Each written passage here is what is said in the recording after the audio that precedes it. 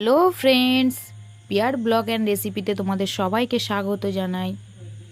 আজ আমি তোমাদের সঙ্গে শেয়ার করব সর্ষে ঢ্যাঁড়স।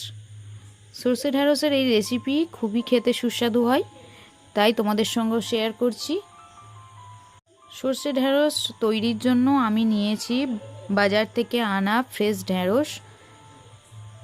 ঢ্যাঁড়সগুলোকে এরকম কুচি কুচি করে কেটে নিয়েছি, ছোট ছোট পিস করে। দেখো, আর লাগছে আমার পেঁয়াজ আর সর্ষে।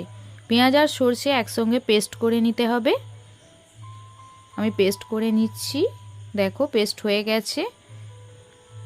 এরপর আমি কুচি করা ঢ্যাঁড়সগুলো অল্প একটু হলুদ, একটু নুন, একটু লঙ্কা দিয়ে তেলের মধ্যে একটু নাড়াচাড়া করে নেব। নাড়াচাড়া করে নিয়েছি। এরপর তেল গরম করে তার মধ্যে দিয়ে দিচ্ছি সর্ষে আর পেঁয়াজের যে পেস্ট আমি বানিয়েছিলাম সেটা অ্যাড করে দিচ্ছি। অল্প একটু আদা রসুনের পেস্ট দিয়ে দিচ্ছি, একটু হলুদ গুঁড়ো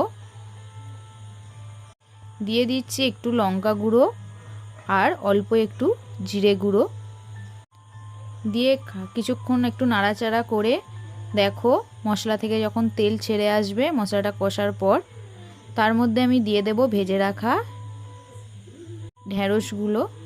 দিয়ে একটু নাড়াচাড়া করে নিতে হবে। নাড়াচাড়া করে নিয়ে আমি এর মধ্যে জল দিয়ে দিচ্ছি।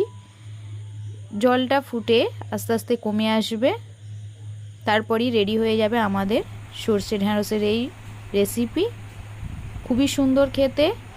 যদি তোমাদের ভালো লেগে থাকে প্রচুর শেয়ার করবে, আর আমার চ্যানেলটিকে সাবস্ক্রাইব করে দেবে। পাশে বেল আইকনটি প্রেস করবে যাতে সমস্ত ভিডিও সবার আগে তোমরা পাও। আর যদি রেসিপিটি ভালো লেগে থাকে একটা ছোট্ট কমেন্টস করে জানাবে, লাইক করবে। Thank you. কথা হবে পরের ভিডিওতে।